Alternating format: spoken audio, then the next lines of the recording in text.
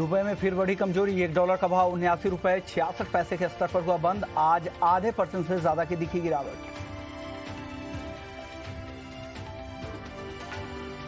शुरुआती सुस्ती के बाद सोने में अच्छी तेजी। MCX पर सोना 52,000 के पार निकला। कॉमेक्स पर गोल्ड $1,775 के ऊपर।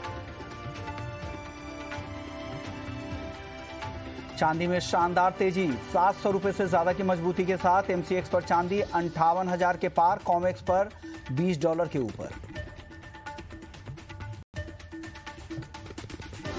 नहीं टिकी कच्चे तेल की शुरुआती तेजी। ब्रेंट फिर से $94 तक फिसला। MCX क्रूड 7,050 रुपए के करीब। बेस मेटल्स में हो रहा है मिला जुला कारोबार। जिंक 1% से ज्यादा गिरकर 306 रुपए तक फिसला। लेड और एल्युमिनियम में हल्की तेजी। कॉपर 656 रुपए के ऊपर। मसालों में आज कमजोरी का कारोबार। धनिया वायदा 1% गिरकर 11,400 रुपए के नीचे। हल्दी और जीरे में आधे % तक की कमजोरी।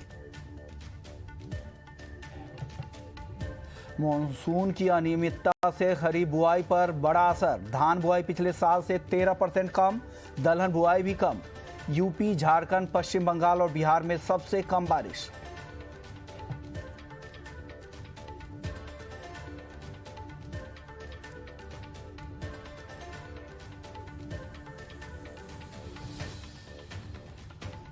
नमस्कार, स्वागत है आपका कमोडिटी निवेश में, जहां हम आपके कमोडिटी से जुड़े तमाम सवालों के जवाब देते हैं। साथ ही कमोडिटी मार्केट में ट्रेडिंग रणनीति बनाने में भी हम आपकी मदद करते हैं। कोई भी सवाल हो तो आप पूछे। अपना पहले नाम भेजें, अपने शहर का नाम भेजें, फिर अपना सवाल भेजें। नंबर है 9136934058 पर अपने सवाल हमें व्हाट्सएप करें। साथ ही आप हमारे सोशल मीडिया पेज के जरिए भी अपने सवाल हमें भेज सकते हैं। और आपके सवालों के जवाब देने के लिए हमारे साथ 2 मेहमान भी हैं। नवनीत दमानी हैं, कमोडिटी रिसर्च के VP हैं मोतीलाल ओसवाल फाइनेंशियल सर्विसेज से, और भूपेश शर्मा है, टेक्निकल एक्सपर्ट है। आप दोनों मेहमानों का स्वागत है। साथ ही हमारे साथ जाने माने कमोडिटी एक्सपर्ट, कमोडिटी गुरु जी चंद्रशेखर सर भी हैं। सर, स्वागत है आपका भी। और साथ ही आगे हमारे साथ हुई ट्रेडर अजय जैन भी होंगे, जिनसे गेहूं की ग्राउंड रिपोर्ट लेंगे कि ग्राउंड पर क्या स्थिति है गेहूं को लेकर। तमाम खबरें होंगी बुलेटिन में आगे, लेकिन सबसे पहले आज बात कर लेते हैं मॉनसून को लेकर कि मॉनसून को लेकर जिस तरह से चिंता बढ़ी है 1 जून से आज तक के जो डेटा आए हैं उसमें 7% सामान्य से ज़्यादा बारिश है। कल देश में अच्छी बारिश हुई, करीब सामान्य से 62%, लेकिन कुछ राज्य जो पूर्वोत्तर और उत्तर पूर्व के जो राज्य हैं, खास करके यूपी, झारखंड, बिहार और पश्चिम बंगाल, वहाँ पर काफ़ी कम बारिश हो रही है।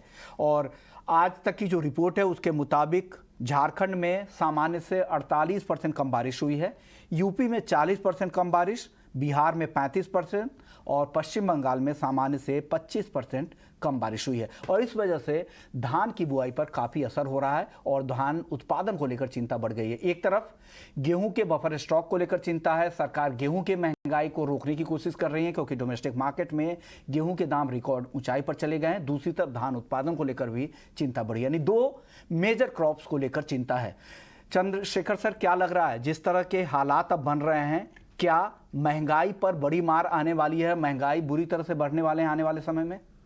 हाँ, मॉनसून का जो प्रोग्रेस है अब तक उसे हम देखेंगे तो ज़रूर चावल में काफ़ी सप्लाई टाइटनेस आने का संकेत मिल रहा है। वैसे गेहूं में पहले से ही अभी सप्लाई टाइटनेस है, तो सरकार काफ़ी चिंतित है। सब लोग हम सबको काफ़ी चिंतित रहना पड़ेगा इसके बारे में। और आगे जाकर के हार्वेस्ट जो है सरकार का लक्ष्य है 112 मिलियन टन चावल का। पिछले साल का एक्चुअल एस्टिमेट था, एक्चुअल प्रोडक्शन 111 मिलियन टन। इस साल उसका लक्ष्य है 112 मिलियन टन। और जिस तरह बरसात और मॉनसून का प्रोग्रेस मैं देख रहा हूँ, मुझे बिल्कुल आई हैव नो कॉन्फिडेंस कि 112 मिलियन टन का उत्पादन होगा चावल का। शायद 10-12% कम होने का संभावना है। 100 मिलियन टन तक का उत्पादन हो सकता है। फिर भी मैं कोई I don't want to raise an alarm, मगर फिर भी हमें चिंता का ही ज़रूर विषय है। एक पहला पॉइंट है। दूसरा पॉइंट, आप देखिए उत्तर प्रदेश, बिहार, गैंजेटिक वेस्ट बंगाल, छत्तीसगढ़, ये सब आंध्र प्रदेश, उड़ीसा, ये सब राज्यों में बरसात कम है। एंड दीज आर ऑल की स्टेट्स। ये खास एकदम राज्य है जहाँ चावल का उत्पादन होता है, तो वहाँ बुआई कम है और चावल का उत्पादन भी कम होने का अनुमान अब हम लगा सकते हैं। For it is a matter of concern, उसमें कोई सवाल नहीं। ओके सर, दलहन बुआई को लेकर काफ़ी चिंता, अभी तक के जो नंबर्स आ रहे हैं पिछले सीजन के मुकाबले काफ़ी, ये भी दलहन बुआई को लेकर भी चिंता लगे, 2% से ज़्यादा कम है। और ख़ास करके अगर तुअर की अगर बात करें, उड़द के, तो ये दो दालों की बुआई काफ़ी कम हुई है, करीब करीब 10% कम है। ऐसे में क्या लग रहा है, गेहूँ चावल के बाद अब दलहन की भी महंगाई तेज़ी से बढ़ सकती है, क्योंकि पिछले एक साल में काफ़ी स्टेबल थे दाम उस तरह से बढ़े नहीं हैं। बिल्कुल, दलहन का टारगेट है, लक्ष्य है, एकरेज लक्ष्य 140 लाख हेक्टर, ओके। मगर 5 अगस्त तक का जो एरिया है वो है सिर्फ 116 लाख हेक्टर, यानी कि लगभग 24 लाख हेक्टर अभी भी हम वी आर ट्रेलिंग, यानी कम है।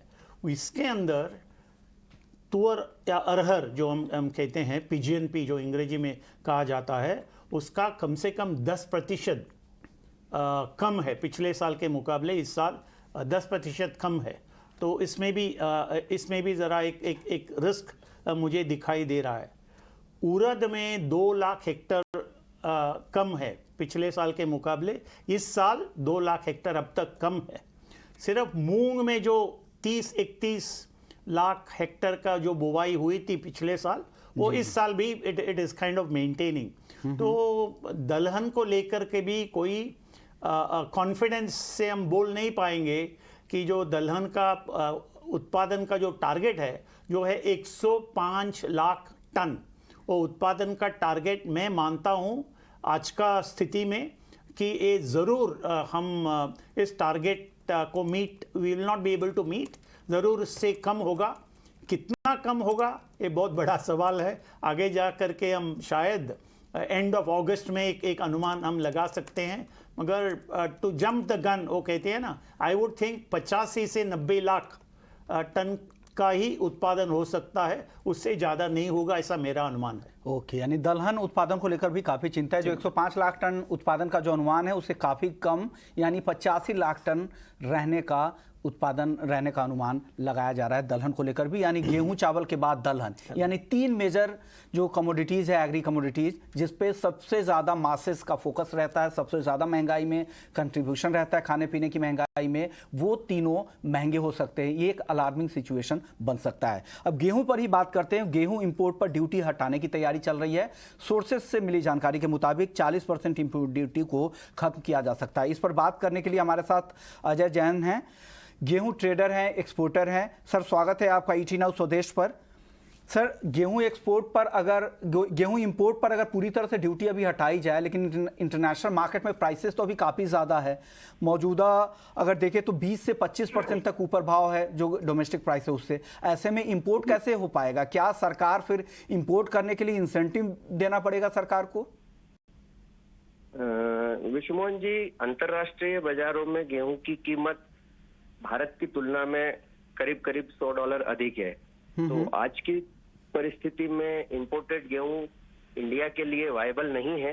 लेकिन साउथ में जहां व्हीट प्रोड्यूसिंग स्टेट्स नहीं है, वहां पे अगर गेहूं का इंपोर्ट किया जा सकता है, संभावना वहीं के लिए बनेगी जब भी बनेगी।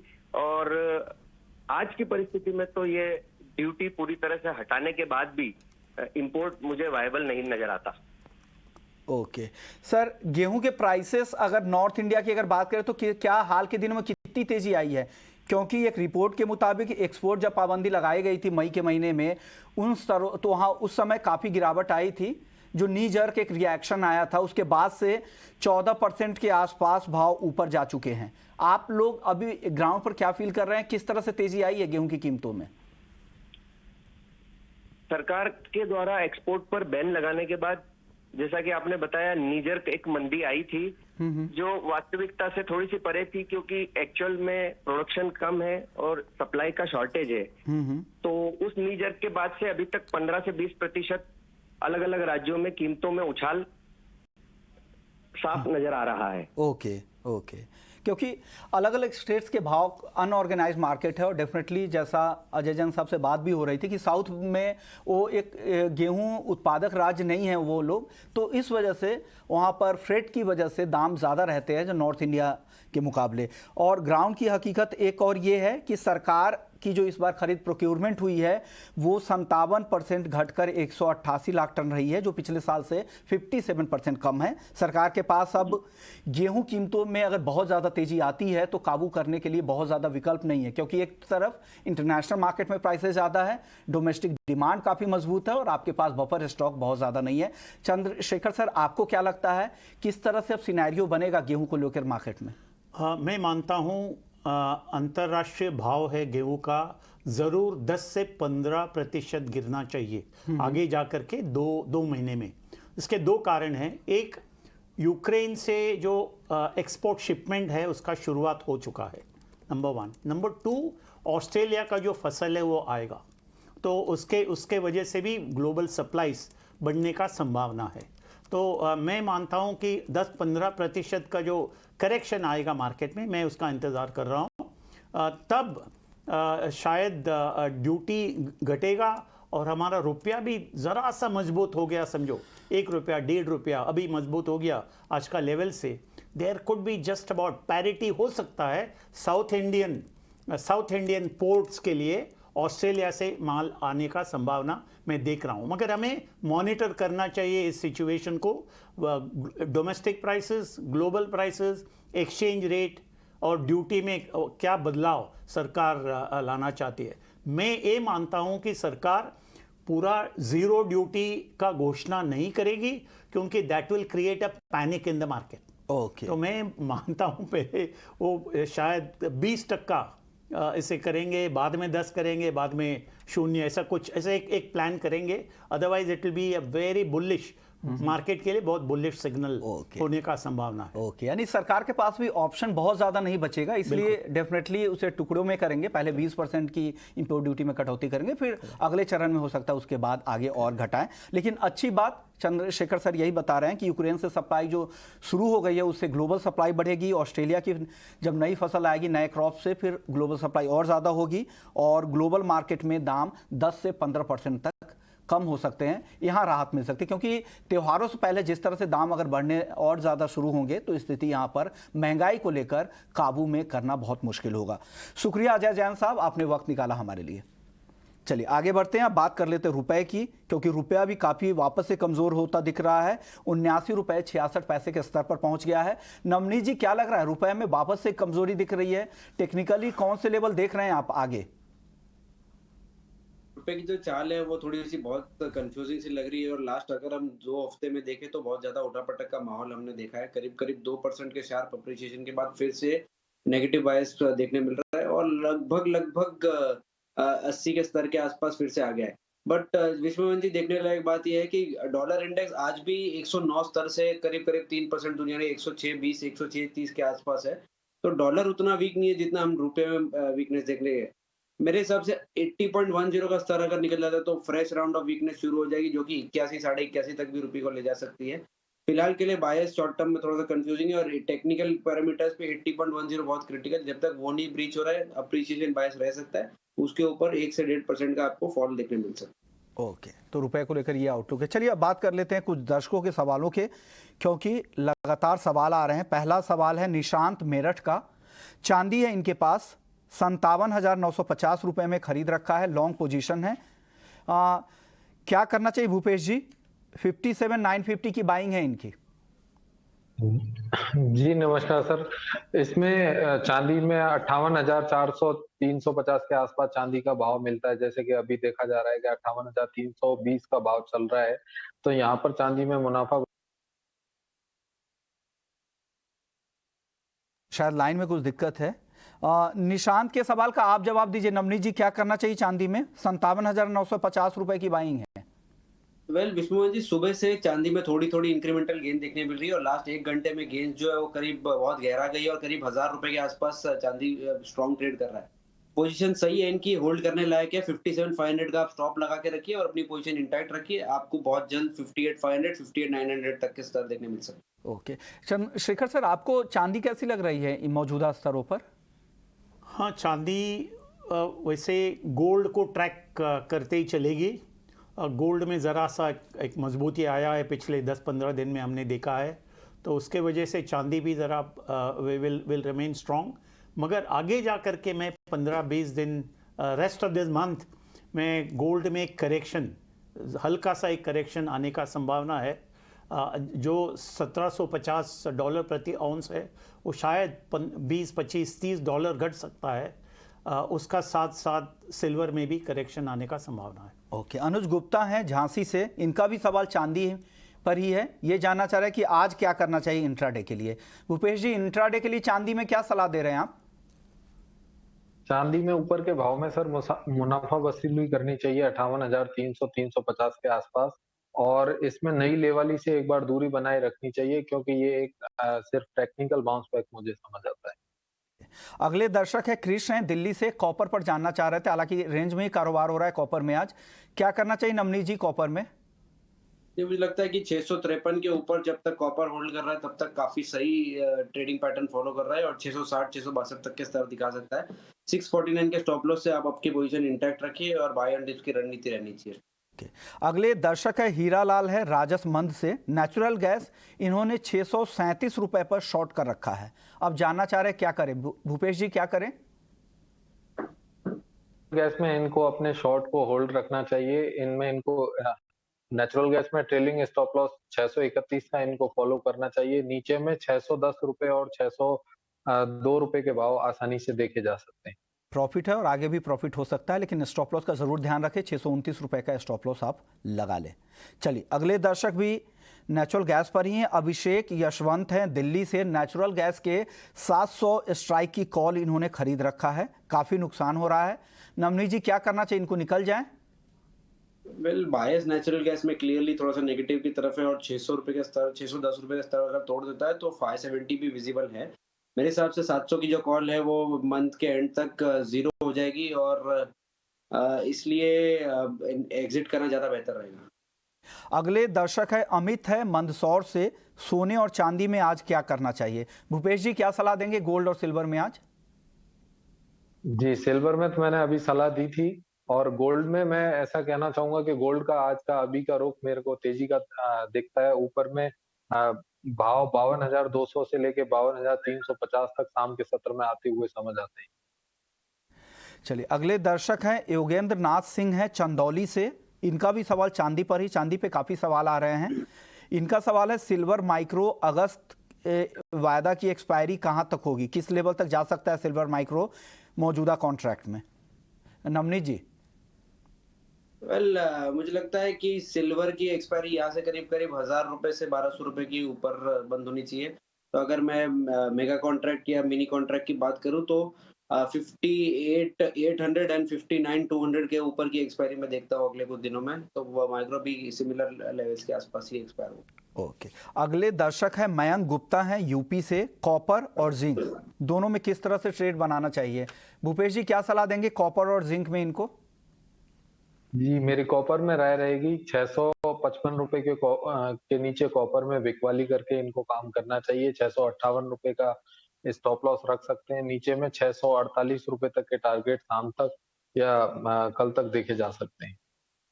अगला जो सवाल है वो भी जिंक पर है, अरविंद त्यागी जी का। जिंक में आज क्या करें? नवनीत जी जिंक में क्या सलाह देंगे अरविंद त्यागी जी को? वेल, हमने लास्ट 3-4 दिनों में देखा कि जिंक के काउंटर में ज्यादा एक्शन देखने मिला है एज कम्पेयर टू सारे बेस मेटल्स, और आज के सेशन में थोड़ी सुस्ती या नरमी के साथ कारोबार करता हुआ नजर आ रहा है। मुझे लगता है प्रॉफिट टेकिंग शुरू हो गया है जिंक में, और यहाँ से हमें थोड़ी सी नरमी का माहौल देखने लग सकता है, और 5 से 6 रुपए के आसपास का करेक्शन और भी आ सकता है। तो बायस थोड़ा सा नेगेटिव की तरफ है जिंक में। ओके।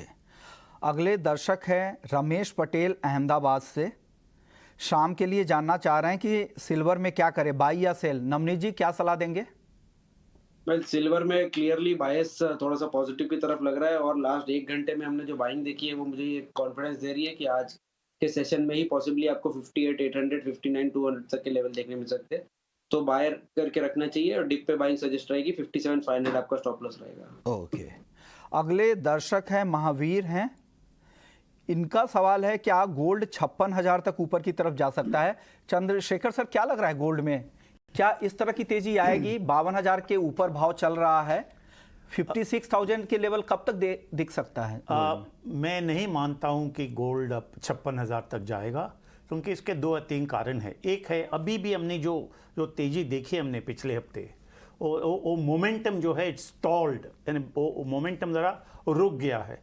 दूसरा, पिछले शुक्रवार का जो यूएस का जॉब्स डेटा देखिए, very positive, surprisingly positive jobs data है, उसके वजह से डॉलर अभी भी ज़रा मजबूत होते दिख रहा है मुझे। बट सबसे महत्वपूर्ण कारण ये है फिजिकल डिमांड काफ़ी कमज़ोर है, फिजिकल डिमांड, और डिमांड के ओर लोगों का ध्यान जाता नहीं है ज़्यादा, मगर physical demand is very important factor. तो फिजिकल डिमांड कमज़ोर है, तो उसके वजह से मैं कोई बड़ा एक उछाल गोल्ड में देख नहीं रहा हूँ। एक ही सपोर्ट फैक्टर गोल्ड को मिलेगा, वो है रिसेशन कंसर्न्स। समझो बड़ा मंदी आ गया तो गोल्ड को सपोर्ट मिलेगा, मगर क्या मंदी आएगा और कितना बड़ा मंदी होगा, उस राय में भी there are differences of opinion.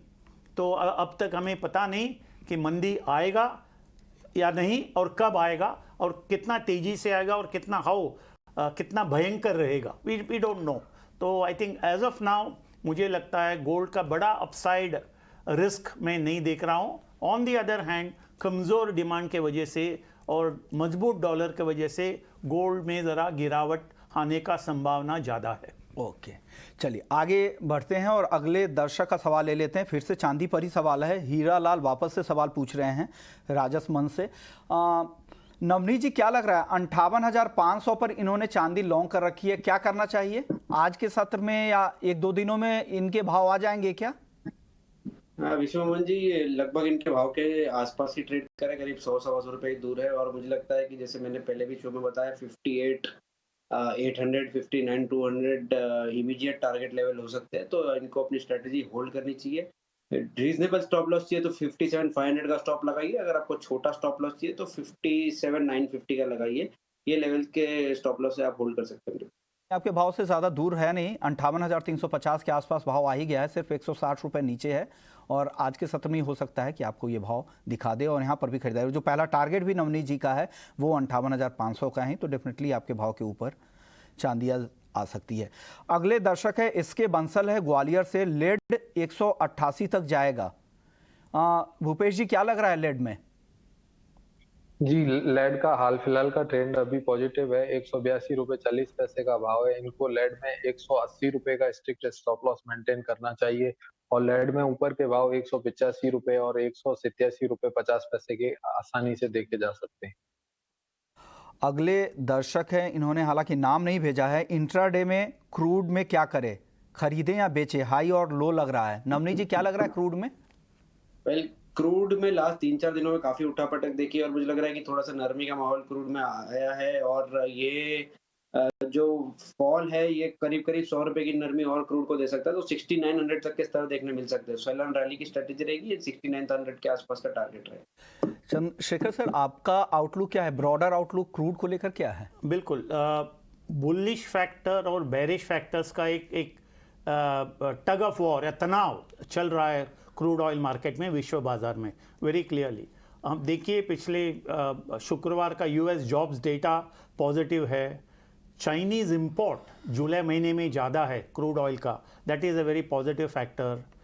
United states में जो रिग काउंट है वो धीरे घट रहा है, जो बढ़ रहा था पिछले 3-4-6 महीने में, अब वो घट रहा है। All these are bullish factors, मगर इसके सामने बेरिश फैक्टर्स भी है। क्या है? यूएस डॉलर ज़रा मजबूत होते दिखाई दे रहा है, और डिमांड कंसर्न्स, क्या डिमांड जारी रहेगा या डिमांड घटेगा because of the fear of recession. तो ये बुलिश फैक्टर्स और बेरिश फैक्टर्स दोनों का एक तनाव है। मैं मानता हूँ जो $90 तक ब्रेंट आ चुका है या आ गया था, आई थिंक $89 लास्ट फ्राइडे, शायद it is overshot to the downside, ऐसा मेरा अनुमान है। और इसके वजह से शायद मार्केट में एक $4-5 का वृद्धि आने का संभावना मैं देखता हूँ, नंबर 1। और एक मिनट, ओपेक प्लस इनका जो उत्पादन है ज़्यादा बढ़ने का संभावना मैं नहीं देख रहा हूँ, क्योंकि उनका पास काफ़ी लिमिटेड स्पेयर कैपेसिटी है। तो इसके वजह से भी सप्लाई में काफ़ी टाइटनेस में महसूस कर रहा हूँ। यूएस का जो स्ट्रेटेजिक रिजर्व्स रिलीज़ किया उसका that's coming to an end. और यूरोपियन यूनियन में जो रशिया का साथ सैंक्शन है उसका अमल हो जाएगा दिसंबर महीने तक। तो हम ये सब साथ में लगाकर सोचेंगे बुलिश और बेरिश फैक्टर्स। मैं समझता हूँ मार्केट ऊपर जाने का प्रोबेबिलिटी ज़्यादा है। ओके, और क्रूड के साथ साथ यहाँ भी ग्वार में भी काफ़ी गिरावट आ रही। छोटा जवाब दीजिएगा भूपेश जी, क्या लग रहा है ग्वार में कितनी गिरावट आएगी? 3% से ज़्यादा ग्वारगम नीचे आ गया है। ग्वार सीड देखिए करीब 2% नीचे है। कितनी गिरावट और है यहाँ पर? जी, अभी जैसे पिछले सोमवार को भी बताया था कि ग्वार में अच्छी खासी गिरावट अभी देखी जा सकती है। आज 4,750 4,600 तक के भाव आसानी से देखे जा सकते हैं आने वाले दिनों। ओके, शुक्रिया भूपेश जी आपका, नवनीत जी आपका, चंद्रशेखर सर आपका। आप लोगों ने वक्त निकाला और पूरा आउटलुक समझाया और दर्शकों के सवालों के जवाब भी दिए। तो कमोडिटी निवेश में फिलहाल इतना ही, लेकिन आप बने रहिए हमारे साथ। ब्रेक के बाद आपके लिए लेकर आएंगे स्वदेश विशेष। नमस्कार।